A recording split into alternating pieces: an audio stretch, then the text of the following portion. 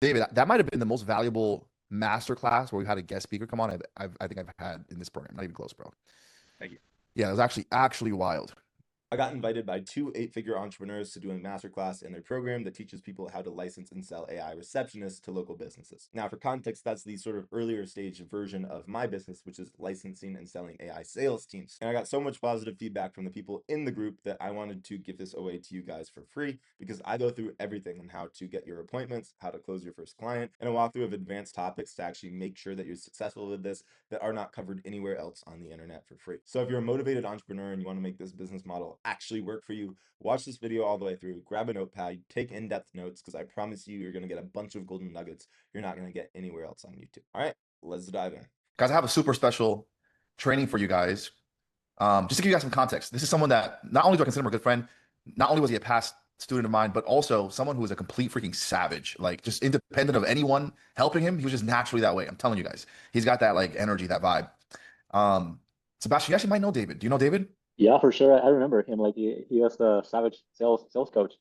Okay, well, I'm gonna cover today, but David, maybe you'll do a better job of like telling us the roadmap, like your backstory, hype us up a little bit, Sure. or hype yourself up a little bit, I should say. All right, yeah, I'm down. What's up, guys? If you can turn your cameras on, by the way, it makes me feel much less lonely, and I'm not just presenting to Sebastian. Yeah, it's So hilarious. Cameras on. if at all possible, I appreciate it. But my background is I'd wrapped my first year of college, and I was like, I got into the SMMA space from a guy called Iman Gadzhi. I'm sure some of you have heard of him. And I was looking at his stuff. I almost bought his program, and then I found Joel and Sergio, and they put a lot more value out online. I was like, all right, these guys are legit. I have no question about it. And so I joined their program. I still remember my first call. It was Joe Potion, and it was a sales training call. And I was like, all right, like I think I can figure this thing out. And so I launched my agency, and actually I was blessed. I got success pretty quickly. I knew some landscapers. That was my first niche, and we ended up hitting 12K my first month, and then we did 24 my second, and I was just above 40 my third. Wait. I didn't know this. You hit 12K your first month? Yeah, I did. You hit $12,000 in your first month. Yeah. I didn't actually know that. I knew you hit it quick. I didn't know it was 12K Yeah. in the first month. Yeah, it was 12K cash. So I had 12K cash my first month. I think I talked with Justin about this, and he was like, I think he said he was the only beginner who did it faster than me, but funny enough. But anyways, so I had pretty fast success. I was blessed with that. And then I joined the higher level mastermind and kept growing. And then I actually ended up getting to work with Joel and Sergio on one of their bigger businesses and kind of managed pretty much the majority of the sales side. And then I've been scaling agencies ever since. So great relationship with these guys. They over deliver all the time. And I wanted, just for context, guys, I wanted to bring David on because, I mean, obviously he had rapid success, right? But he's very tactical. And I think when you're a beginner, the tactics, we talk about skill here, we talk about mindset a lot, and all those things are incredibly important. But he's actively doing this. It's working right now. He gets what's going on right now that can help you guys land some clients. And so he put together a presentation from what you said, right? Yep. I got a breakdown. It's going to be acquisition and then some basics on sales to bump your guys' close rates. Sick.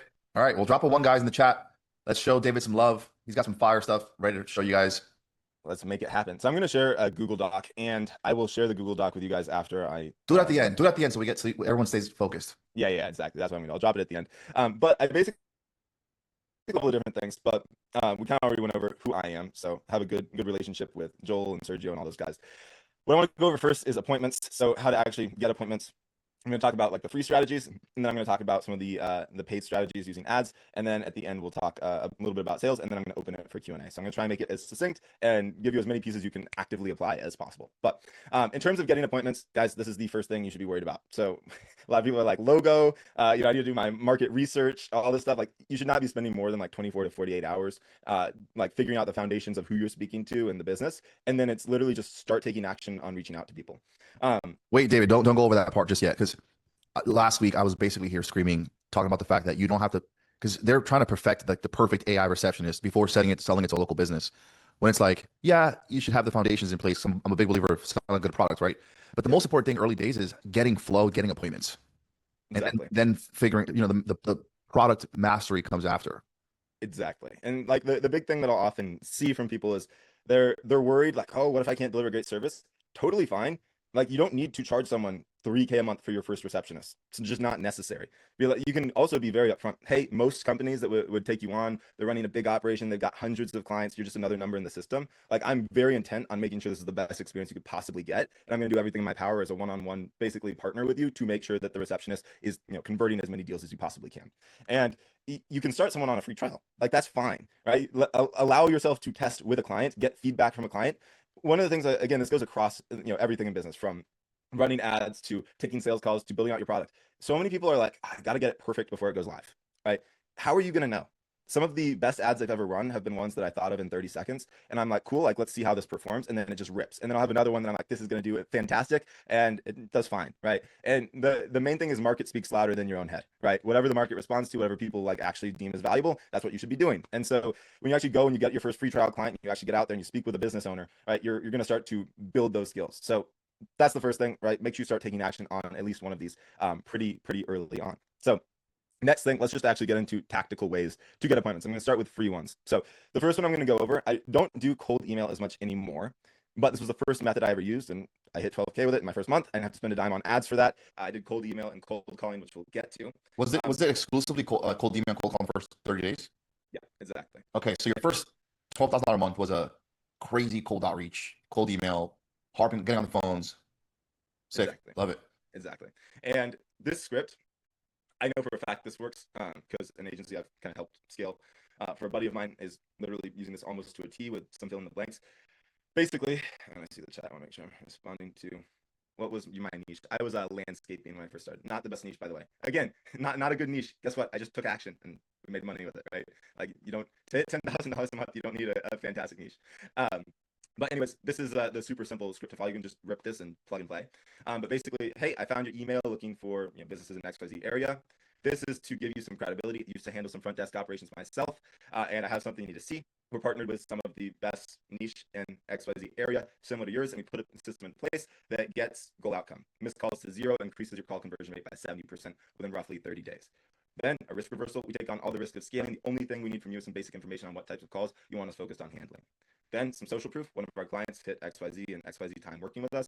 Then a simple response, right? You don't want them to have to think too much. It's a simple call to action. Only question is, are you looking to convert more inbound appointments, right? Do you want to get more booked appointments? If so, reply back with yes and your best number, and a member of our team will reach out. And then this is a little thing I got from one of the cold email guys back in the old days. Christian Etchu? Yeah, exactly. Yeah, he has a train. He has the exact same training here as well. Perfect. Yeah. I basically using a little like lighthearted thing at the end just to kind of break the sales pressure. And so a little something like, hey, by the way, if you haven't been to XYZ restaurant on XYZ Street, it's absolutely unbelievable. Give it a try, right? Something super lighthearted. And then what you're really trying to do is, a lot of people, when they do cold email, and this is the wrong way to go about it, they're focused on trying to get the person to book an appointment off the email. Guess what? I get cold emails. Sometimes I think, oh, this is cool. I respond, and then they hit me back, and I never respond again because I don't have time. And so you want to make it as low friction as possible. Drop me a yes and your best phone number, and we'll have a member of our team reach out. And as soon as you get the number, you're calling them. The thing I want you to remember is all of your conversion are going to come from a call, right? That's the only way you can get enough information across fast enough to realistically convert a high ticket deal, right? Trying to close over DMs is just not realistic unless you have a great brand, right? Trying to close over email is not realistic unless you're maybe doing B2C where people have a lot more time and don't get as many emails. When you're talking to business owners, right, you need to be on the phones or on Zoom, otherwise they're not going to convert. Real quick, David, because you're already dropping fire. By the way, for those guys who just joined, this is David. He is a complete savage, actually scaled from 0 to 12K in 30 days. When he first, I had no idea it was that fast. I knew it was fast, but not that fast. But I want you to take a step back here. So I want you guys to understand and study not just the script, but more importantly, why it works. So right off the bat, there's a couple things he has here. I found your email looking for local business, blah, blah, blah on Google. I used that actually instantly makes David feel like, oh, could this be a customer or like a client of ours? So like, it also makes you feel intentional. Exactly. You mass blasted every time, and I'll let you continue, Sergio. This goes with cold calls every single time, and I'll talk about this in the cold call section. I'm like, hey, I wanted to personally reach out because I was checking your stuff out. You had fantastic reviews, right? Like, exactly. It doesn't feel like a cold call anymore. It feels like this business owner made an exception to speak to me one-on-one. Not he's been dialing all day. Exactly. Now the next line. Our team partners with the highest rated businesses in blah, blah, blah, similar to yours, and we'll put in place. This is where you have that big. Remember we talked about offer guys, big, bold, crazy promise. He puts a big, bold, crazy promise here. It's almost like, oh, this sounds crazy. I would love to learn more about this. But notice how the rest of this, he has social proof. Hey, we've done it for this person, and then he also de-risks the offer. He makes it so that it's a no-brainer. Where's your risk reversal here? Saw it somewhere. Oh, we take on the risk. All we need from you is some basic info. It's a super like, hey, there's no risk, Low barrier too. You low don't need barrier. lots, so. Exactly. So and even notice there's a term called call to action, which means what are you getting someone? What do you want them to do? His call to action here is not like, hey, book a call with me. Let's instantly set up a demo. Not what he's doing. He's saying, hey, if you're interested, just reply yes, and I'll send you more information. Very low friction ask. And so what happens when David steps in, they reply, he can just give him a quick call, boom, and now he's got an appointment set. Exactly. And the cool thing here is like this is tailored to convert business owners effectively. So with a B2C, which is business to like consumer customers, right? They're going to be a lot more corporate, 9 to 5, right? Sort of traditional jobs. They're going to have more time on their plate. They're going to want more information. They're going to be more risk averse, right? They're also going to need more convincing to spend money. And a lot of it is about rapport. With business owners, it's a lot more factual because they just have so much information coming in all the time. You want to sort of cut the crap, just get to the point. And if they're interested, they'll generally reply, right? And most business owners also have a higher risk tolerance because they started a business. All of us probably have a high risk tolerance. The average person will not invest, thousands of dollars into a program because they don't believe that they can get the result. Same thing applies to people running local businesses. They're generally going to have a high risk tolerance. The main thing I'm also trying to minimize is the amount of time or effort, right? All we need is some basic information and we can handle the rest. And give more information, right? We're going to get you more information super quick, just over phone, right? That's what a business owner wants. They don't want to be sold. They don't want to have these long, monotonous sort of processes. So that's the cold email script. Very intentional. If you throw this into ChatGPT, you can have it fill in the blanks for your stuff and be running this really quick. Headline for your emails is also super important. I just like to make it like reply more appointments, more teeth cleaning clients, more, what's the really expensive? I don't do dental, so all on 4 treatments, like expensive stuff. Something that'll grab their attention that they'd like. And then obviously call immediately. Now, I'll talk about call more, but I'm going to kind of cover that in the cold calling because these are very similar. So you got to keep in mind when you go through this, what you're doing is you're essentially cold calling this person. All you've done is the email just helps you sift. So it means that you can talk to more people that would be open to hearing more information. These people are not warm though. They're not ready to buy. They don't trust you yet. Like they know very, very little. So you can't come in expecting that. So everybody, shout out Thomas Garnett for this one. Says, hey, this is a cold call. Will you give me 30 seconds or hang up now? Don't do that. It worked maybe like 2023. In full transparency, I did this back in the day, but they have now heard this probably 100 times. You are just a robot in their mind if you say that. You're a copy and paste clone of the previous 50 calls they've gotten. So when I do a cold call, my openers are always a pattern interrupt. Again, when someone picks up the phone, they are for the first 5 to 10 seconds, like they're a little bit shell shocked. So I want to break the pattern and not sound normal. And this does not mean, hey, I was calling about possible hidden gaps in your marketing. If you have heard that before, but I want to do something a little bit funky. So I'll be like, Sergio, my second favorite realtor. How's it going? It's David. They're gonna be like, second favorite. Who is this? Like they're gonna be intrigued. Like what? And, I would say, damn. So who's the first? Yeah, exactly. Like, and it's a little bit humorous. It's a little bit lighthearted. You're kind of breaking the ice of that first second, and you're making them like snap into like actually thinking, not the knee-jerk reaction. No, I'm not interested. Hang up, right? Like we want to create a little bit of intrigue. Also, just super quick. Kyle, appreciate the fire emojis. Kevin, how can I execute large email campaigns but still make my emails feel personal? Good question. And I'll continue with the cold calling. But so I used instantly. I think that still works great. And you have variables in here. The email has to, for cold email, you're doing volume. The best way to personalize it is by things that are generalized personalizations. So first name, area, service provider. And when you like, what would you say to like personalize it if you're actually doing personalized? I'd be like, hey, I love the fact you guys have 55-star reviews, right? Cool. That's awesome. What you can just say here is something very similar. I was looking you up on Google, saw you had some really fantastic reviews. That's why I wanted to reach out. It feels like you're reaching out for a reason. So it kind of like they might be like sort of wondering if it's cold email, but it also does feel a little bit more personal. Saying fantastic reviews would apply to like 9 out of 10 people because it could be on Yelp, it could be on Google, it could be on their website, it could be on whatever. And it makes them feel like, oh, he's checked out my reviews. It still feels personalized, even though it would apply for like 90% of businesses. Yeah, he's not just reaching out to me to sell me something. He's reaching out because he saw I had good reviews, so something about that interested him, right? And then once you call, right, don't do the dumb opener. do something that's a little bit of a pattern interrupt. Another thing, you want to try and humanize yourself as much as possible. So something that like for cold calling teams I've run that we'll do is we'll go, oh, hold on, sorry, I just dropped my phone. My dog's running all over the place. Sorry, the reason I was giving you a ring, like it's silly stuff like that. You might not think it's gonna make a huge difference. It humanizes you so much. And again, biggest thing is we're trying to humanize you to the business owner, right? Next, what we want to do is, again, when people do cold calls, they're often instantly going to questions. Well, guess what? Uncle Miner, Jeremy, if you guys know him, he's like a big sales coach. He basically has everybody go straight into the question-based sales model, right? The problem is they have no clue what you're asking questions for. They have no clue what you're qualifying for. They have no clue if they're even interested. And what's the biggest thing with business owners? They don't have a lot of time. Right. And so I want to instantly give them a breakdown of what we do. So it would be something along the lines, hey, I'll do my pattern interrupt. My second favorite realtor. Yeah, but this is David. I sent you an email a couple days back. I think you might have missed it. So I just want to call you personally. I saw you guys are servicing XYZ area. Is that right? Yeah, we are. Okay, perfect. The reason I wanted to reach out is I work with some of the biggest realtors on the East Coast. We basically manage all of their front end marketing, branding. I wanted to kind of run you through real quick what it is we do and how it works, just to make sure this is even up your alley. If it is, we can talk a little bit more. Is that cool? Yeah, that's totally fine. Most people will say, sure, give it a shot. And then I want to go into and then I want to deliver as much information as possible. Instantly takes 2 weeks, so you can get started with at least 2 weeks, right? So with instantly, you're sending from domains, it's not as much of an issue. You also can just a smaller volume to begin. But I would, if I remember correctly, I was able to start sending pretty Yeah, Crystal, you could still send an okay amount. But yeah, it does take a little while to warm up.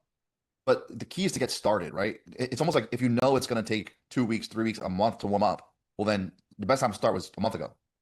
Yeah. Right? Second time is now. Exactly. By the way, that script is fire. Thank you. Yeah, the entire script. Yeah. And so then once I get, they're like, sure, I'm open to hearing a little bit more. I'm going to go in and I want to get as much information to them as possible, right? So again, I'm not going to ask questions unless they're actually a little bit interested. Otherwise, like I'm going to get the shortest answers. There's also something called the reciprocity rule. So if I share, they're going to share. If I go straight to asking questions, their answer is going to be short, right? And so did I send the script? It's the email script right here, and I'm doing my cold call script top ahead. This is not like an official script. You'll get there when you do enough calls. So then I want to go and I want to share information. So I'm going to give you guys kind of a top of mind script. I'll be like, yeah. So the main thing we're seeing, Sergio, with like a lot of realtors out in XYZ area is, they're getting a lot of inbound calls, right? People will see them, they'll see their brand. But the issue is like, you're obviously out showing homes, right? You're trying to get listings, and a lot of those calls get missed. And the problem is, if that call's missed, guess what happens? They go to the person right under you on Google, right? And so our big thing, and the thing that we've really focused on with, some of our top clients out in XYZ area that are doing, $50,000 a month plus GCI, right? The big thing we focus on with them is just making sure that all of that inbound warm traffic, the most qualified people you're going to get, every single call is getting taken. And so the way we do that is, we don't want to have you burning money on something like a $3,000-$5,000 a month employee. We basically plug in a pre-trained AI system. This is, by the way, the same thing we've used for our top clients. It's been trained on a huge amount of data. It knows exactly how to handle objections, get people scheduled in. And basically that will pick up every single call that comes in. Doesn't matter if it's 3 a.m. at night. It doesn't matter if you're currently doing a listing. It will pick up. Your pickup rate will be 100%. And it'll honestly probably handle those calls better than you are. And I'm sure you're fantastic at sales. The main thing is it just follows the same exact script every time, no matter what. And it knows how to handle any sort of buyer situation. Guys, drop a fire emoji. That was actually lethal. I want to buy. David, what do you charge? I'm ready to go. Yeah, that was insane. Yeah, so notice by the way, you're creating value, and then I'm gonna transition. And so the big thing is, like, I know you probably have 100 calls every single day. Like, I get the same. I'm actually the owner of the company. I wanted to personally reach out. We took a look at your reviews. You guys have a fantastic business going on, and I'm sure we could add a huge boost if you're willing to hear a little bit more. But I guess my main question for you, Sergio, is are you completely closed off to chatting a little bit more in depth and seeing how this works? And 9 out of 10 times, the person's gonna be like, I'm not completely closed off. By the way, that's a no based. Basically, people are more inclined to say no than yes. Right? They say, are you interested? Like, it's a higher bar to say, yes, I'm interested. Then are you completely closed off to hearing more? It's like, I guess I'm not completely closed off, right? It's a what we call a large negative mislabel. I may be going a little bit advanced, but you guys can watch this back. That will get people, yeah, I'm not completely opposed to hearing more. Then what we do is, again, they're short on time. We don't want them to feel stuck on the phone. Cool. Before I go here, so they think you're about to get off. Cool. Before I go here, super quick, I just had like 1 or 2 questions just to make sure we have your area open. Because by the way, we give area exclusivity. So once we get you set up, little assumed, once we get you set up, nobody else in your area will be able to get access to this system. You'll be the only one having this. I just want to make sure I know you're servicing XYZ. Are you primarily buyers or sellers? And then we're into our discovery. You're going to do 2 or 3 questions. And then you're going to go, great. And let's see. You're looking for the no, right? Yep, exactly. Paul is correct. Then after that, you've gone through a couple questions, right? And these will be simple, like a few like qualifying questions, if you will. Then you're going to go in for the booking. Cool. I know I got an appointment coming up here. I'm sure you're the same. But what's always best for us, we never do business with anybody unless we can like sit down and talk face to face together. I'm sure you're the exact same way. I want to make sure we're working with the right people. And so what I can do is I can go and pull up my calendar here and we can get scheduled in for realistically 20-30 minutes depending on like how many questions you have, and I can build out an entire game plan on what our receptionist will do, what the best voices are in your area, how many calls we could expect you to be getting, and a few strategies we can also add on the back end to help with your conversion rate. I'll run through everything with you. It'll all be custom for you. Let me see what I got open. I've got a 3 p.m. I got a 5 p.m. open tomorrow. What's easier for you? And then you got them booked in. The other thing I want you to remember is we're framing the next call with value, one of the biggest things with cold calls or cold emails is they don't show up, right? And it's because you sound like everyone else. But if they expect a plan on how to increase conversions, what the best voice is in their area, what the AI looks like, they're going to see a live demo, and they're going to get a breakdown from other clients and the number boost that they see.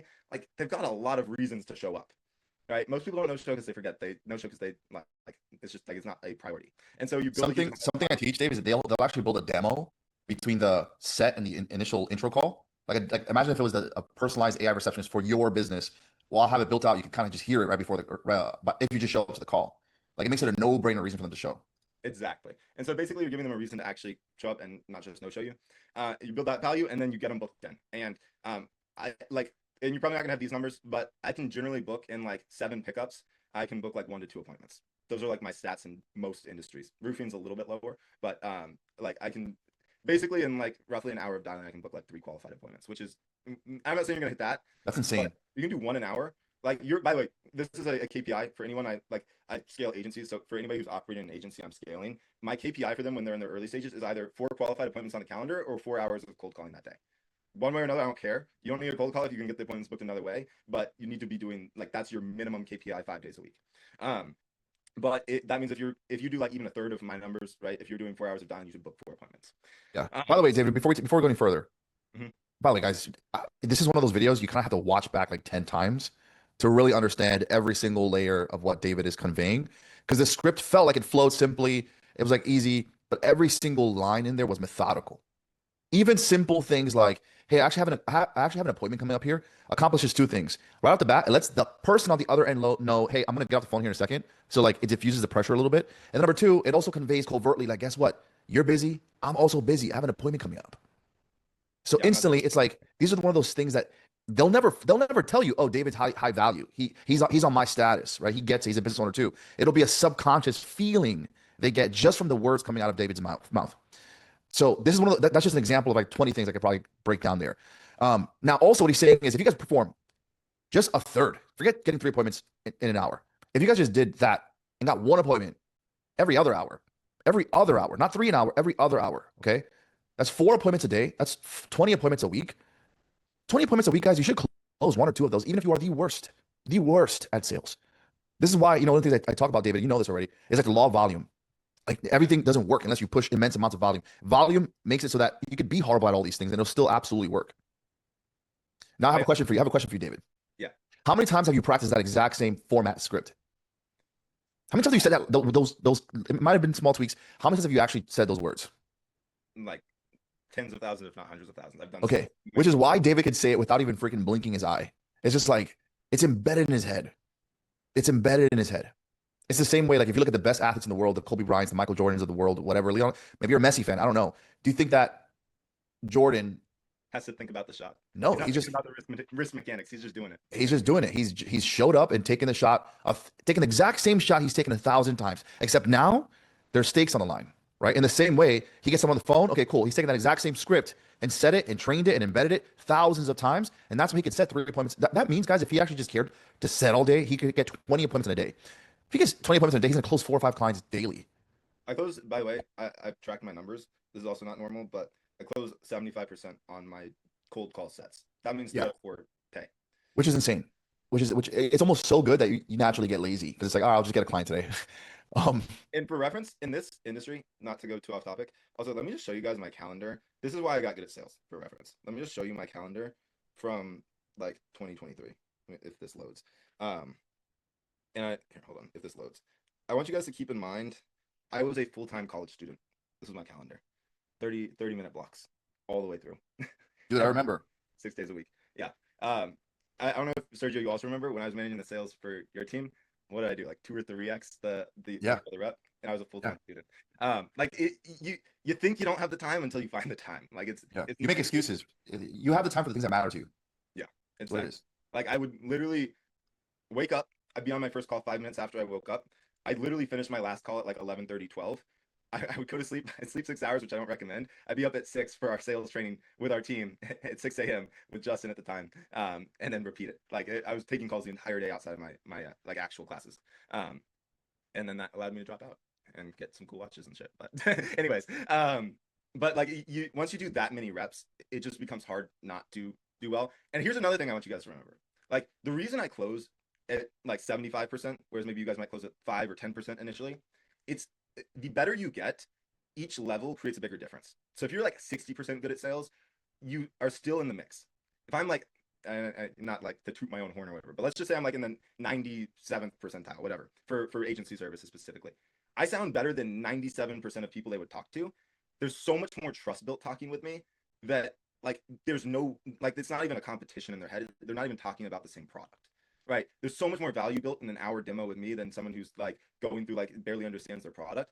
Like, of course, it's not even like a lot of numbers at that point. Like as you start to get better and better and better and do more, you start to stand out so much more that like that 3% increase in the 90th percentile rather than a 20% increase in like the 40 to 60th is like a bigger difference, right? Because you like people that would skip 9 other people will work with you as the 10th, right? And so it's actually crazy. And this is why I think sales is such a big skill to build. Like it's across the board, it's gonna be huge. I've had deals come for my offer from sales calls I've taken for other offers because there was so much trust built with me as an individual. Like it's nuts what you can create once you really start to understand how to build value for people. But that's kind of the cold calling process. And I want you guys to, the main thing I want you to pay attention to is they got a lot of information initially. They had a reason to stay on the call with me. They had a reason to show up to the next call, right? I didn't just go and say, so what's your goal for this next month? How many appointments do you want to get? Like they're like, why are you even asking me? Right? There's a lot of value built. So that's like a really, really big thing with cold calling. Do you guys have any questions on that? Kyle? Yeah, let's take a before we go into further. I need to DMs and stuff. Yeah. How do you do it if you run into gatekeepers front desk? Hey, Kylie, can you just put me through to John? Yeah, this is super quick. I sent him an email. We're supposed to get in contact. I think he accidentally gave me the office number. Super easy. I almost never get stopped. Oh yeah, what is this about? Just forward me to John. It'll take a minute to explain, but I sent him an email about everything we're supposed to meet. Okay, like that's pretty much. That's a super easy, and it works, guys, more often than not. Trust me. It's more how you say it. Yeah, it's notice the difference. Now here's the thing: one of you guys might say it versus if David said it and I said it, it'll get 2 different results. And the main thing is the confidence in which you say it in. Like if I call a dental practice and I get Sally from the front desk on the phone, I'm gonna say, "Hey, Sally, Dr. Kaplan's actually waiting for me to give him a call. Can you just put me through real quick?" Yeah, this is so embarrassing. I accidentally called the office number. Can you put me through to John super quick? Yeah. Exactly. You see the confidence in which you say it, that matters more than even what you say, to be honest. Let's bang out some quick ones. So Kevin, can I use my business email to begin sending emails to my local? Yes. Notice the key with David, guys, he didn't worry about building out the best fulfillment anything. It was just like, how do I get more appointments? So yes, I had a guarantee too. I actually closed to hit my guarantee for my clients initially. You don't need everything systemized, by the way. I didn't know how to use Go High Level till month 2 for reference. And everyone here, a lot of people here, David, are stuck trying to figure out GHL now. I didn't have it my first month. Yeah, there you go. For my, and then when my first month running ads, I'm good at ads now. I'm not, like I've gotten much better. Ads is actually probably my main thing now. But I was downloading my lead forms manually as CSV files because I wasn't concerned about like setting up a Zap to send it to my CRM so I could call from my. You know what I did? I called from my iPhone the number on the CSV. And I called them like 6 times and sent blue text bubbles and voice notes until they either told me screw off or they picked up. Exactly. Okay, so Paul, I'm still trying to figure out the software. Yeah, here's the thing, Paul. What David is saying, you don't even focus on the software. Focus on getting appointments. Don't focus on having the best AI voice out there. The person who wins is not who gets the best AI voice, who builds the best AI voice. The person who ultimately wins is the one who gets the most appointments and closes the most clients. And then you focus on improving product as you go. Right now, you can't even build the best product because you don't know you don't know you need clients in order to improve that. You need data. Exactly. Okay, Samuel says, were you still able to answer questions even though you didn't know much about GHL? Yeah, you just speak with confidence. Yeah. I don't know if you want to add into that, David. I was just like, here's my thing. I was like, I have zero doubt I can figure this out for this dude, and nobody's gonna figure it out faster than me. Like someone might already know how to do it. Like if this dude has a problem, I'm gonna solve it. And as I said, I had a guarantee when I started. We don't need guarantees anymore. That's the plus side of having really good reputation in the space. But in terms of like answering questions around it, I was just like, yeah, we'll get to that when we get there. Like, don't worry though, I'll handle everything. Like, you just need to worry about the appointments coming. Just want to make sure, like, what's your roughly your close rate right now? 20%, cool. And then I also, for one of my clients who was struggling to close, I had a guarantee. That's what I did. I actually went and closed one of their deals for them. Like, I hit my guarantee. Like, I did what it took. He was a local guy. And so I went and closed an estimate for him. It was a weird experience, but Samuel, the thing to consider that's very important here is your clients are not buying GHL in the same way they're not buying Nedzo or the new cool AI thing. They're not even buying Facebook. They're not buying any of that. They're buying the result. And so when you're selling, you have to focus on the result. Don't sell the features of GHL. Oh, I can do this, this, and that for you. You're selling the result that can get with it. They don't care about GHL. They care about getting more appointments, getting more leads. I don't even let my clients into GHL anymore. They get text to their phone of like the lead, a screenshot, and like the info, and they just call straight from their phone because I don't want them managing it. It's too much friction. Like you don't need to be able to answer questions about GHL, so I wouldn't even worry about that. Someone mentioned, so you're doing 2 call closes. Yeah, absolutely. Like, there's zero reason for you to try and go for 1 call close. I don't 1 call close. Like, the reason my close Makes no rate is 75% is because I do 2 call closes. And I also sometimes a 1 call close, but I put zero pressure on myself for that first call to pitch because I'm not going to pitch someone I don't think is ready. And guess what? They have time between that first call and that second call. I can frame the second call as a decision-making call after my first one. They have time to think of any underlying objections. By the way, when people have objections, guys, most of the time they're not like, oh man, this guy's XYZ sucked, I'm going to give him a smoke screen. They just don't feel certain. Most of the time, they don't know why they don't want to buy it. They just don't feel confident. And so with that 2 call close, that day in between gives them some time to think through things. So I can give them way more certainty. I can sell, right? And then we book the second call. Their certainty will naturally drop. And then sell, but I'm starting from a higher baseline. That second call is literally like a 30-minute to hour-long pitch. I'm not asking any questions that second call. I'm just building value. And guess what? They're used to getting 5-minute pitches that are super basic, and it's just night and day. Let me see if I can find. I'm not gonna worry about showing you guys this, but I actually managing the sales for one of Joel and Sergio's offers. We had one of the guys that closed afterwards was like, "I love David. Like he was like hyping me up like after paying. Like it's because there's just like such a good relationship built on the call. When you like deliver more than these people are used to. Just gonna rip through these questions super quick. So 2 call close, yeah, way smarter to do a 2 call close iPhone, whoever's iPhone that is. Kevin, can I use my business email to begin sending emails to local business? Yes, yeah, absolutely. Paul, I don't know what y'all covered, but what's a good? Okay, I'm gonna get to probably this is gonna be the sauciest cold DM stuff you've ever heard in your life. I've never seen anybody else other than me do it. I maybe I shouldn't share this. I don't know. Sergio's gonna write me a fat check after this. But no, I'm gonna Yeah, hold on, guys. If you guys want David to drop the fire DM sauce, you guys gotta engage. Everyone's got to turn their cameras on. Drop some fire emojis for David. We got to get the energy up, and then he'll give away the scripts. Make me feel good about myself. Exactly. Now's the time. There we go. Did you need a crazy performance guarantee to sell? No, I did not. I did a simple, like whatever their close rate was, I would set the appointments to be a minimum of however many appointments they need to hit their close rate to like break even. That was like my minimum guarantee. 80-20 of most of these questions can be solved if you do discovery good enough. Don't even mention using Go High Level. Yes, good take. Our Nedzo agent sound like she's drunk in some parts and slurs words. We don't feel confident to put that out yet to a client, but yeah, we're even text away. Get them on a free trial. Connect with Crystal. Just get them on a free trial. Don't charge them anything. Run the agent. Be like, hey, like we'll get it for you. Get a free month and just refine it there. Like that's the big thing. If you don't feel confident in your product, you don't have to get a paying client first. That's fine. And you could also just do a free trial and charge $197 after. Like you guys don't have to go. Free trials are an entry to a paid. By the way, you don't keep them free forever, obviously. It's just an entry. For your paid ads, do you prefer lead forms or calendar embeds? I'm gonna go over paid ad sauce in a sec. And then so much value. Thank you, Samuel. I tried. David, you're the goat. Thank you. And money and fire. Awesome. Okay, I think we're all caught up. Okay, you guys want? I swear this DM. I've never seen anybody else do this. And it's so good. It takes a little bit of effort, but it's so good. You find a big business. I want you sending this on all platforms, email, LinkedIn, everything. And what I do is instead of sending them a generic message or a video or a Loom, you can clone someone's face from a photo on their Facebook, and you can turn it into a video. You can create off of 10 seconds of audio a clone of their voice. And then you can sync them and lip sync it. And so I will send the big guys I want to get in contact with a video of themselves pitching themselves on the offer. If you get a video DM to you of yourself, you're gonna fucking open that. Excuse my language. You're going to open that.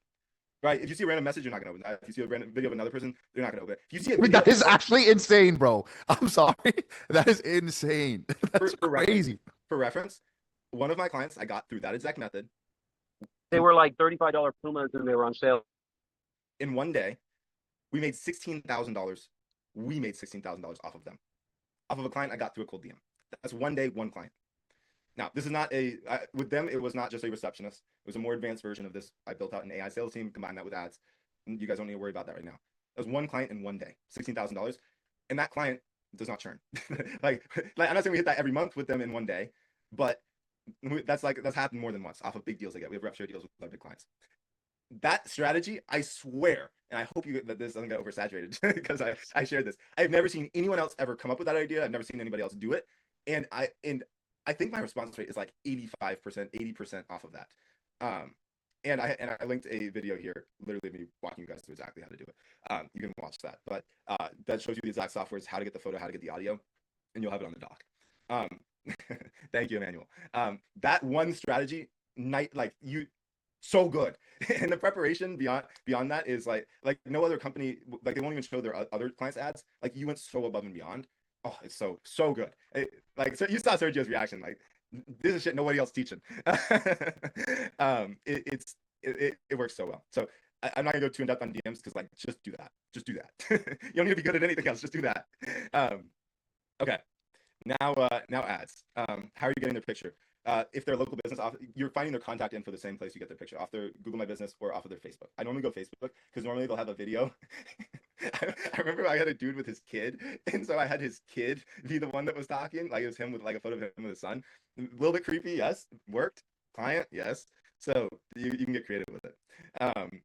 But that like you're going to respond if someone sends you a video of yourself, right? Like you can't not respond.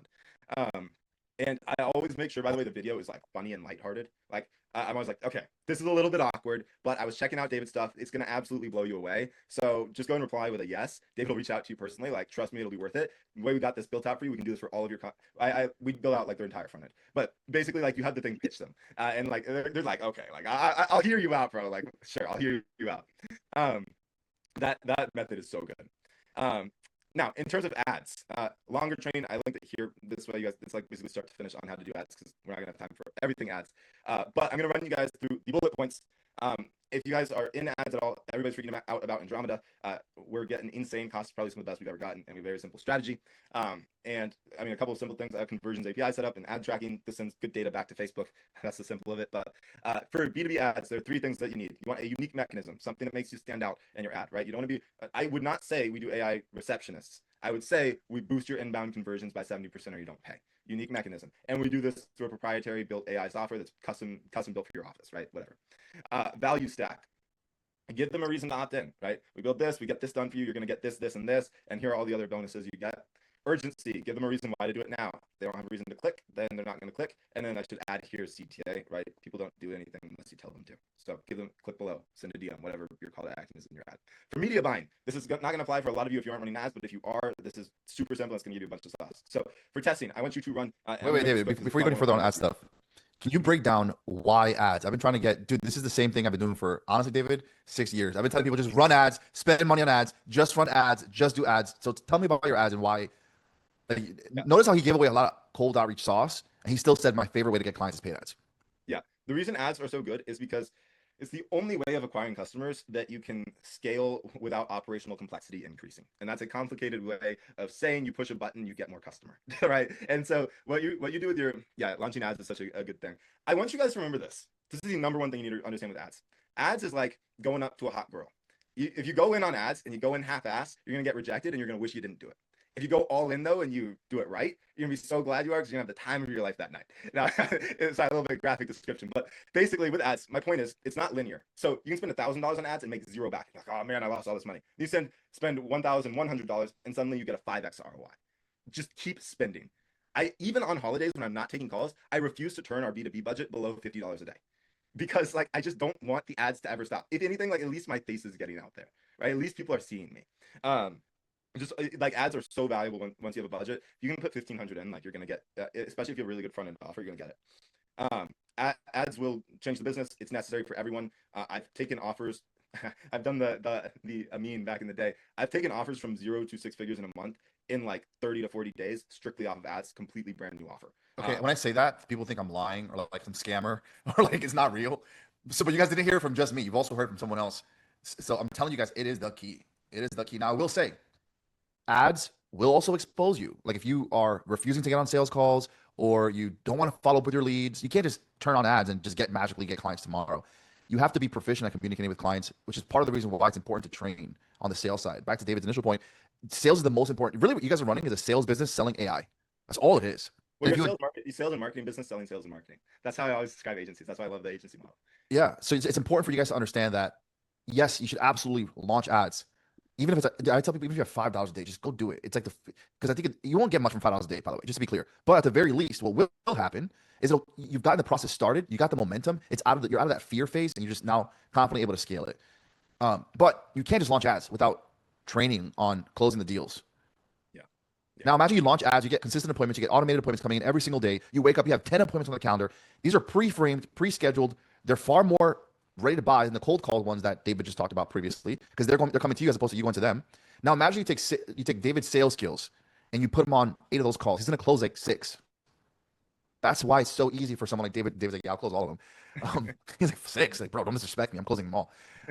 But that's why it's so lethal for him to consistently. I mean, David's been on offers, guys, that has closed like 5 clients in a day. Not even kidding. Not even kidding.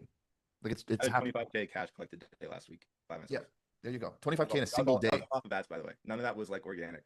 All these people are like, oh, I did like 25, 30K in a day. They're like getting these lay down organic leads. None of those people had spoke to me before that day.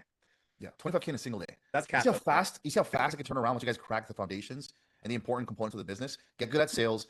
Find a way to you know what? If you don't have the budget for paid ads, do everything possible to get your first few clients so that you can afford paid ads. Yeah, because it is the key that's going to get you guys to scale. Absolutely, there's no question around that. I will go into a quick media buying masterclass for you guys. So when you're running media buying, a lot of people freak out about Andromeda. Don't freak out. I will help you. So when you're running it, you want 2 campaigns. You want a scale campaign. You want a test campaign. So with a scale campaign, you're going to run what's called CBO, campaign budget optimization. The reason for this is the Facebook algorithm has gotten better at allocating where your budget goes to. And this scaling campaign is going to strictly be filled with your winning ads.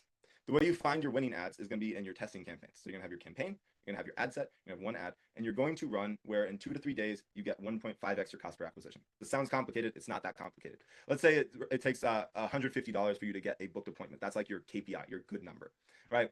Or actually $100 to make this math simpler for me. So if it's $100 to get a qualified booked appointment, then I'm going to spend $150 over a 3-day period. So I'm going to set my ad set budget to $50 a day for that test campaign. Does that make sense? So you have your campaign, you have your ad set, you have your ad, and you're going to run $50 a day. You're going to run it for 3 days. If it hits the KPI, you keep running it. If it doesn't, you cut it. Then you're gonna do that. That's going to be how you test different ads, right? When you're testing different ads, what you're also going to do is if you have a winner, which means that it's performing at or above your KPI, you're going to continue to run that test ad set until it starts to get out of KPI. You're also going to duplicate that ad and put it into your scaling campaign. The reason you do this is it's already doing well, so you don't want to cut it, but you also want this to go into your winners campaign, the one that scales through campaign budget. And it gives Facebook a couple of days to find the right audience there and then keep running that. And that means when this one eventually fatigues, you cut it and you run a new test, but you still have your best ads in your campaign budget. That's the strategy that will beat Andromeda to a pulp. Everybody's freaking out about it. That strategy rips. Is this B2B agency or B2C? Same. You don't need different strategies for your media buying. It's simple. It's test, scale. And basically what you're doing, it's important. I think sometimes people miss this. When you're running a test campaign, if it's doing well, just because it's in the test campaign, don't cut it and duplicate it. It's already found a winning pocket of the audience. So keep running that until it fatigues. You just also duplicate it into the CBO scaling campaign. There are 3 types of ads, and it's super simple. Your main ones are going to be your reach ads. These are the ones that actually, they're direct call to actions. We also run 2 other ads. We run conversion and social proof. This is going to make your life so much easier on sales calls. You don't need to be me, close everybody. It's going to make it a lot easier because there's going to be more trust, right? By the way, another thing, I look at business on 3 pillars. You have 100% and you put weight. So you can have 30, 30, 30 on sales, marketing, and product. You can have a fantastic product and put zero, like almost no pressure on marketing and sales. This is like a 0 down pure performance offer. You can put all your pressure on sales by just running really good offer on the front end, having no guarantee and a bait and switch offer on the back end, and then like a fine product. Like you balance it between the 3. What we're trying to do here is we're trying to take weight off of sales and put it on marketing. So reach ads, direct call to action ads. These are your, click the link below. Then you're going to have your conversion ads. People that watch 50%, you can retarget them in a separate campaign. If they've watched 50% of your ad, they have interest, they may not have booked yet. And we want to exclude people that have booked. For the people that have watched 50%, we're going to retarget them with more educational content. I, in my retargeting ads, will call out the fact someone's watched this. All right, you watched one of my ads. I saw you didn't book. You're probably wondering, is this just another guy doing XYZ? And then I will handle the objection. And I'm going to retarget them because I have a much smaller audience now. I can spend $50 on this and just hammer these people. They'll see me 10 times a day. And I will just hit them with educational stuff that will basically flip them to decide, okay, you know, screw it, I'll book. Then, once they booked, I then retarget my bookings with social proof ads. That's insane. And so I have it, bro. They're pretty much ready to buy at that point. Exactly, because now they've seen 5, 6 other people that 7 other people that have gotten great results with you. There's some trust built there, and so coming in, they're like they already know that you've gotten results. Guess what's also really powerful? This is another reason I do 2 call close. You seed things in the first call, you bring up in the second call. Way more powerful. Same thing happens with the ads. If I tell you guys, hey, I've scaled my agency to X amount in X days, you're like, cool. If we did a second call and Sergio decides to bring me back, it's up to you guys if you want me back again. Hopefully I provide a little bit of value. But anyways, if I come back and I reference something I said from this call, guess what? That belief, if you guys didn't reject it initially, that belief's now like already solidified in your mind. If I reference it here, you don't even question if it's true. Same thing happens in the ads. If I target them with testimonial ads and then I reference a name on the sales call and they've seen that person's name in one of my ads, they don't even question it because they've seen it before. so ninja. Like that will like absolutely like people. It creates so much less sales resistance. Yeah, you know, and it's always offhand. Yeah, one of our clients out in South Bay, their name's Kevin. I don't know if you maybe check him out on our website. Oh, I actually saw Kevin, right? Like they'll recognize it, and it's like it's so much easier to convert them. So this strategy, we do that retargeting. This is so powerful because you don't need a big budget on the retargeting because it's not. Remember, it's only people who watch 50% of your ad or booked. But so a small budget, they'll see you like 10, 15 times a day. It's awesome. I used to do the same, and without fail, I think everyone that bought David would always watch the retargeting or social proof ad, and I would do the same for everyone. Like, hey, I'm like directly targeting you because I know Facebook told me you actually saw my last ad, which means you're about to buy from me, which means I want to educate you a little bit more as to what you're actually getting and why we're the best ones to work with. And so, real quick, let me actually give you a little bit of a breakdown as to who are the clients that we've worked with. Social proof, social proof, social proof, social proof. It's like such a no-brainer for them to buy from you at that point. It makes it it's a you've like you've got, you know what it feels like, David? You kind of penetrate their brain. You're like in their head now. Yeah. Well, everyone else is like, get my AI receptionist. They're like, no one even exists but David. Also, I buy out ad space. That's another thing. If they see me 15 times and they see a total of 20 ads that day, guess what? There's no time for them to see anybody else because I'm buying out all their. And it's easy to beat bids. The way Facebook works is on bids. I can outbid people that are targeting a ton of people because my ads are only allowed to hit people who've watched 50% of the video. So it's a much smaller group, so I can pay a lot more to get in front of that person, which means I outbid other advertisers, which means that once they see my ad, they don't see it. Facebook would normally retarget them with other receptionist ads, not with me. I'm buying out all their attention. They're only seeing David, and that works extremely well. By the way, I'm so sorry, David. You're just dropping so much, bro. That like, guys, this is why I tell you guys I want you guys to get your first couple clients ASAP because these are the type of trainings I want you guys to actually get. But this is one of those things, David. They're gonna have to watch like 8 times back, and you know when it's gonna really hit when they get their first few clients. They're like, okay, now I'm gonna spend money in ads. Then they see the power. Then they set up the retargeting systems. Then like, oh, it's almost like now it all ties in. It's one of those. But look, you know what? Why this also is incredibly lethal. Someone drop in the chat your favorite celebrity. I don't care who it is. Just drop any celebrity in the world. Anyone you want. Just name them. By the way, also quick little note. You can retarget people that you get through cold calls. That's a really good use of your initial ad spend. If you're spending $5, $10 a day, target them, send them a link on the phone. Hey, just want to make sure you got this appointment. When they go, my pixel picks up their IP and puts a cookie on them, and they'll get retargeted on Facebook with me. So I only get in front of people that I already know are booking with me. That's genius. That's a really smart. That's a great way to take a cold call and make them warm. Okay. And Kevin said Kevin Garnett, famous basketball player. Okay. Here's the thing. If Kevin Garnett called you right now, Kevin, would you answer the phone? Just yes or no. Unmute yourself. Absolutely. Okay. You know him. He's got you have an affinity with him. In your eyes, he's got influence. Even though I hate what he did to my Knicks back in the day. It's a different conversation. It's not just for a different day. Okay. But my point is, what happens with these type of ads, and when you're retargeting them everywhere, you actually become a micro celebrity in your niche. I'm gonna repeat that. You become a micro celebrity in your niche. And so what happens when they get on a call with you, they're like, oh, I get to talk to Kevin. Oh, I got Ryan on the phone. I got Kyle on the phone. I got Eric on the phone. This is so cool. And so a couple things happen. Sales pressure diffuses. They're far more open to tell you about their business and their problems and their issues and what's not working. And also close rate goes up because there's naturally you already have that influence in their mind. This is why this stuff works. Another piece to it. I've never called myself a salesperson when I call someone. So Sergio knows this guy, Lyndon. He built Joel's YouTube channel basically. I've closed for him. Lyndon can attest. I have like a 90% close rate on his stuff. Every call I'm like, hey, what's up, man? Yeah, I'm just I work with Lyndon. I kind of handle like more of the back end stuff. Lyndon's the pretty one. So you're seeing his face everywhere, but we kind of work together to make sure you're actually converting people on the back end.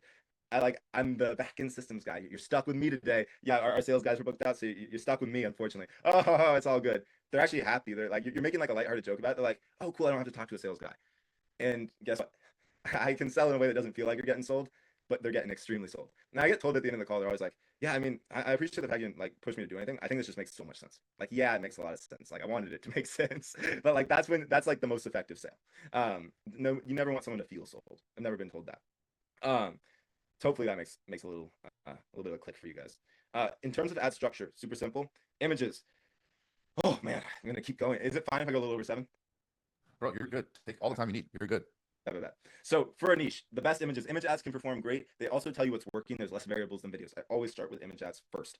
The way to do image ads is Facebook favors ads that are native. So if it looks very like a Canva graphic-y ad, well, it's going to peg it as an ad. And also people get what's called banner blindness. They see a lot of them. Oh, that's an ad. They scroll right past. So my best performing image ads are going to be really casual photos. It'll be like a guy, if it's a roofer, I'll have a guy with his arm around his son sitting on a roof, right? It's going to subconsciously grab someone's attention who's looking for a new roof because they see the roof.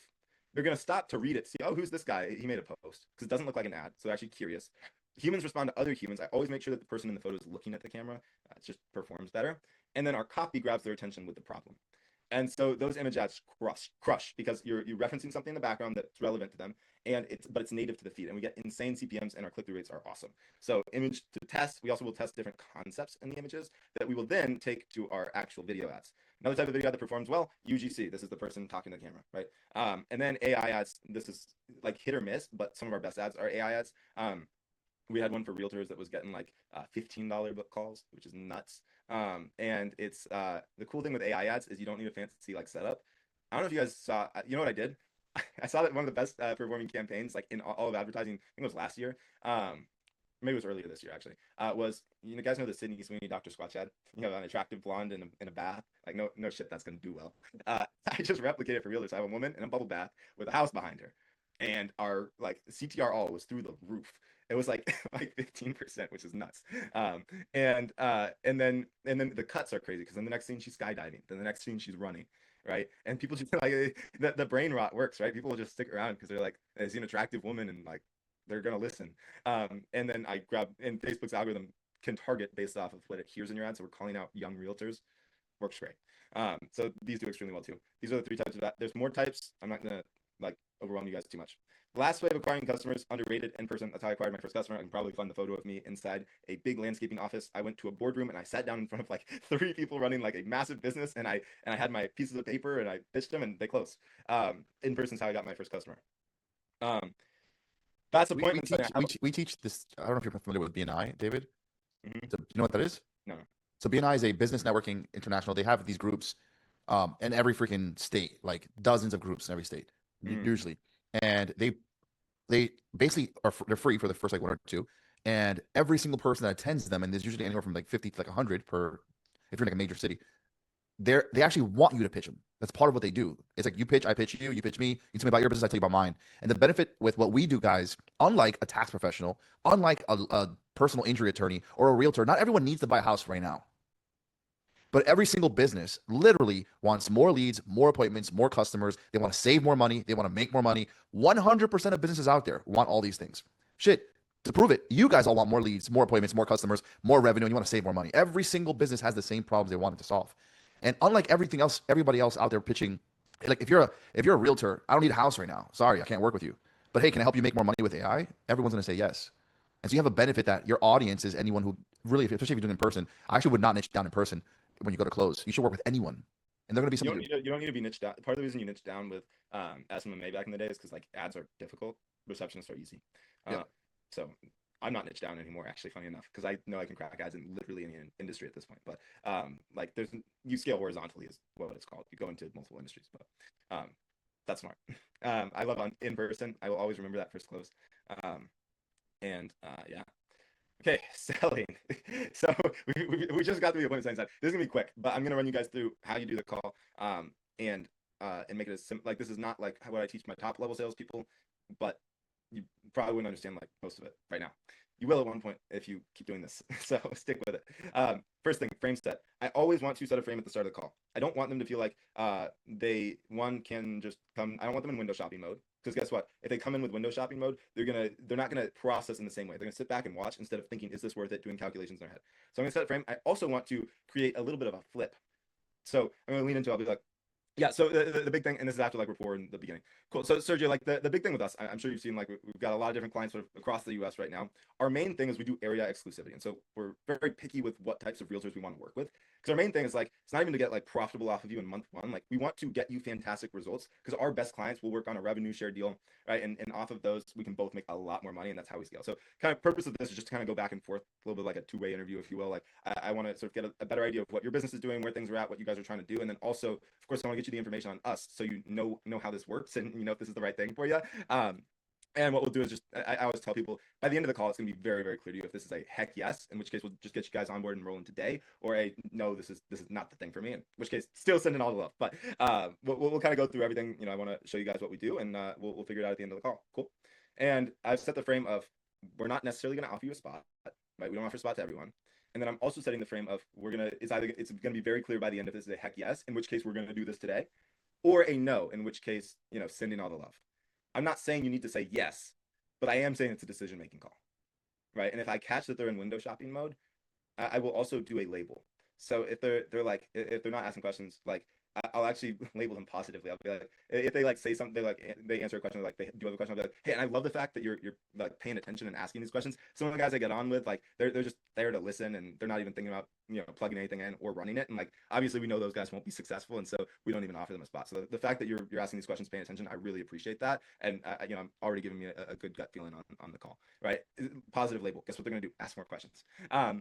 That frame set's super powerful. Then find a problem or solution. Uncle Jay always says, go find the problem. Guess what? My best clients don't have problems. They have goals. So, what am I going to say? So how does it make you feel that you're only taking home $1 million a month right now? Oh man, that's terrible. Like you must hate yourself, right? Like that's not a thing, right? Like they're doing well. Our best clients are already doing well. And so what we'll talk about is like, hey, like I love the fact that you're ambitious. A lot of guys, I'm sure like we'll settle around that mark. So we're going for 2. I guess tell me a little bit more about like the plan with expanding to XYZ state. Right, we're going to talk about the goal, right? So you want to find a problem or a solution the problem they're looking to solve, a solution they're looking to attain. And this is huge. Don't always search for the problem, guys. If you ask, like, if one of you guys tried to pitch me on something, you're like, oh, David, like, how does it make you feel? Or like, that sounds tough. I'm like, no, man, like, I got a $50,000 watch on. Like, I'm doing fine. Like, we're chilling. Like, it just doesn't go over well with like most successful. But you know what's interesting? What you can sell David on is he's got a high expectation and a high standard for himself. And so there's clearly more he wants to make. What's that gap? But if you start talking about like, oh, well, how does it feel to only have a 50K watch on your wrist? It's like, what do you mean, dude? It feels amazing. Like, what are we talking about, right? It's not gonna hit. But what will hit is saying, okay, well, hey, dude, you're the type of guy that is ambitious. You definitely seem you want to go for more. Let's talk about what that looks like, right? So have you thought about what the plan is to scale? And so that's a very important distinction because you guys are going to talk to 2 types of business owners. Some that actually do have problems. They might be broke, or they're like in a bad situation. Maybe they're only making 20, 30K a month, 50K a month, but their overhead. Yeah, they're making 30K a month, but their expenses are 27. That person, it's definitely some pain they have there, right?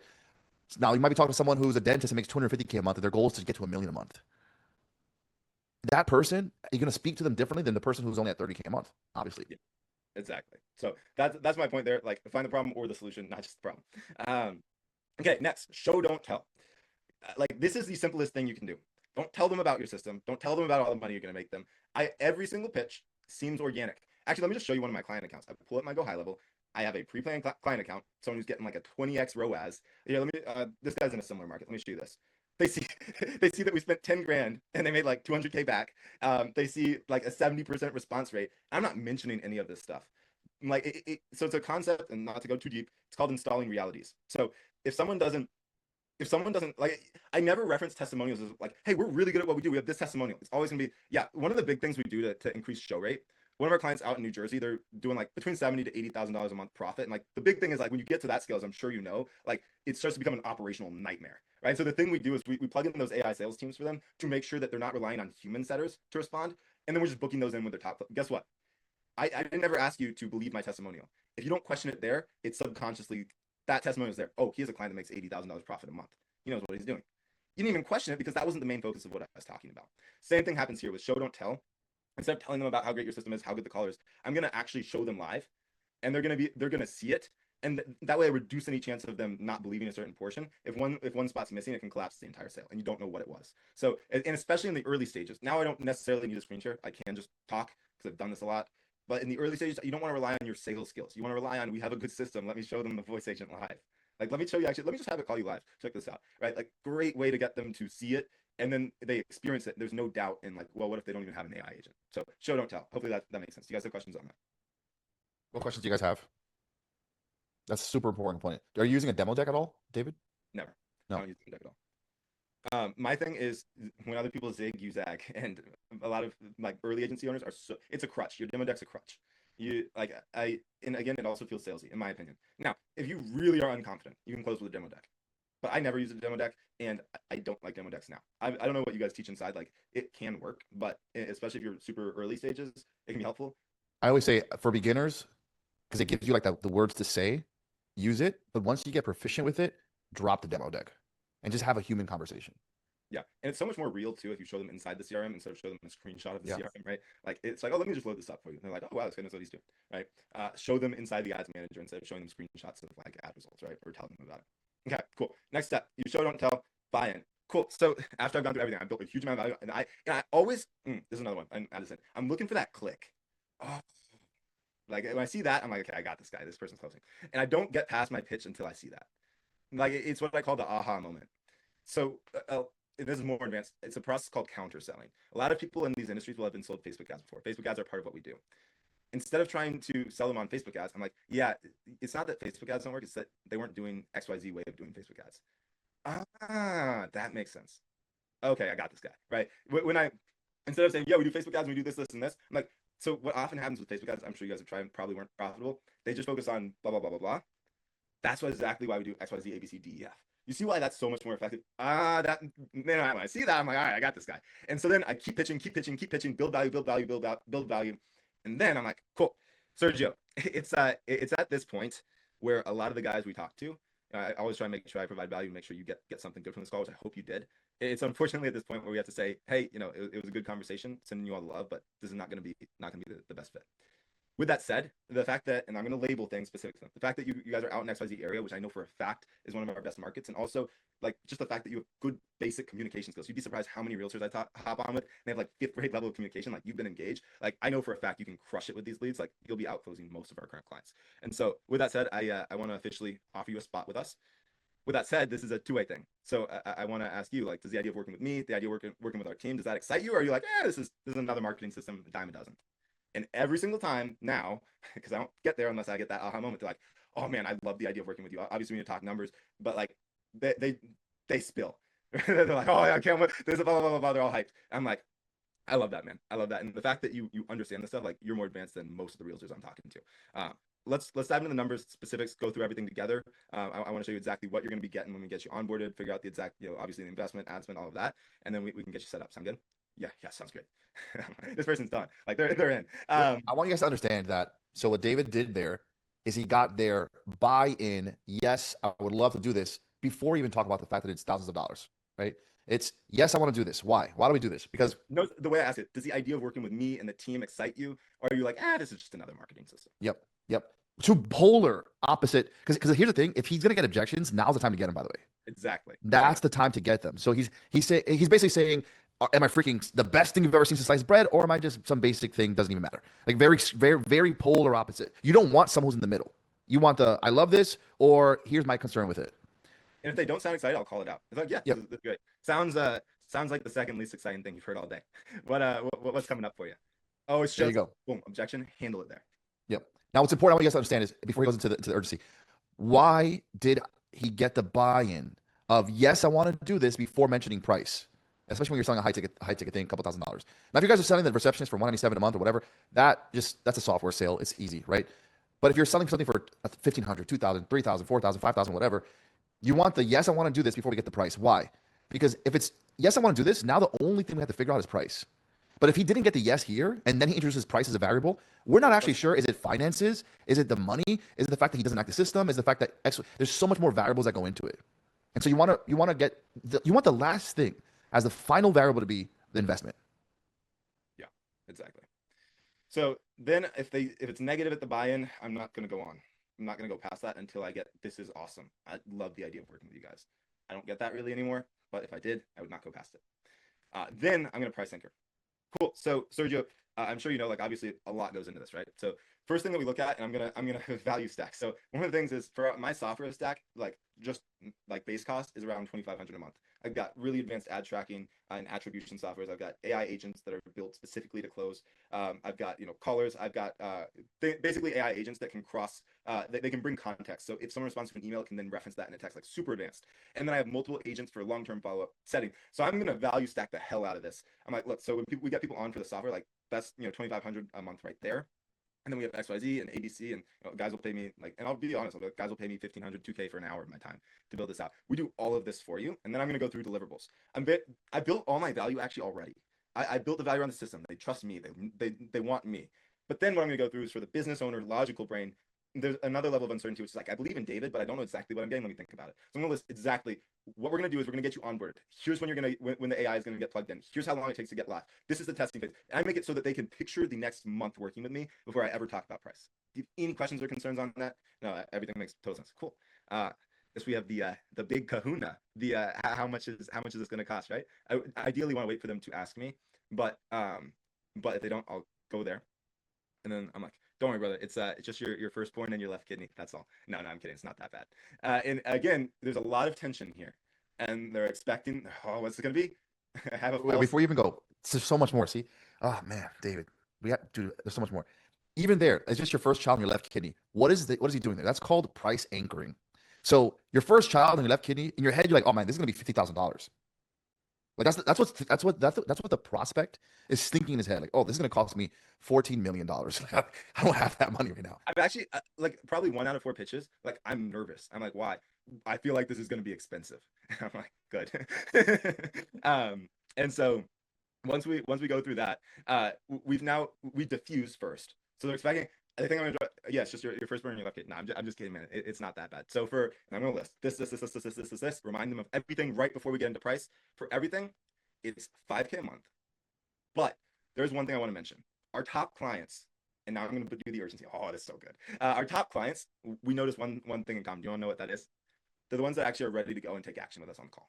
And so with that, if you're willing to take a bet on us, we want to take a bet on you. And so we're going to knock 1,500 off the price. That makes it 3,500 to get started, and you will be grandfathered into that price for life. Do you have any questions, or does that sound good? And the really cool thing is now I can't get a delay objection, because if they want to do it, I don't need to get them to, this is so good. There's no point for me to wait till tomorrow, because there's so much more reason for them to do it today. And so instead of having to get them to a yes, I just need to get them to a fuck it, I'll do it.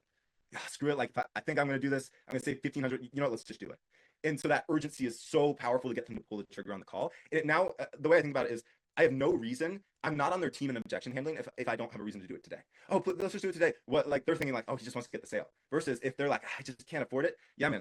I want to ask, like, does the system? You like the system? Yeah. Okay, then let's figure out a way to get you in, because I want to make sure we can save you that deal. Guess whose side I'm on now in objection handling? I'm on their team. I'm not trying to sell them. I don't want you to have to pay 1,500 a month more. That'd be terrible, right? And oh man, like just the urgency alone, like it means that you have so much more backing in your objection handling. Because if they give a smoke screen, let me think about it. They don't actually, like, then there's something missing. Why, if you actually wanted to do it, you would do it today. Because why would you spend 1,500 extra a month? And now I can go way more aggressive than I handle. That's actually.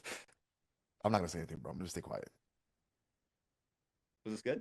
You guys get a little bit of value? Crazy, man. Crazy. The amount of like mind blowns, this is crazy, I can't even believe this, that I've had in this call is actually crazy. David, dude, the thing is, David, we met maybe, I don't know, 3 years ago, 4 years ago? I started just under 3 years ago. Yeah. 3. Okay. Yeah. I'm actually genuinely, I feel impressed, dog. You're like, that was fire. And now what I want you guys to understand is you guys could be like David in 3 years, no joke. Like that's, and when you put that in perspective, that's when it's like, then it's probably worth the BS you're dealing with now. David, that might have been the most valuable masterclass where we had a guest speaker come on. I think I've had in this program. Not even close, bro. Thank you. Yeah, it was actually wild. Definitely make sure to follow David. I'm thinking we get David on a part 2. I don't know. Let's see how the community. Dave, I'm gonna invite you to the community if you like, bro.